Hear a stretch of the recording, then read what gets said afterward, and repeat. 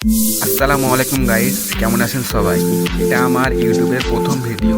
আজ আমি আপনাদের দেখাতে যাচ্ছি আমাদের গ্রামের ব্ল্যাকবেরি বাগান। ভিডিওটি ভালো লাগলে অবশ্যই ভিডিওটি একটা লাইক এবং চ্যানেলটি সাবস্ক্রাইব করে আমাদের পাশে থাকবেন।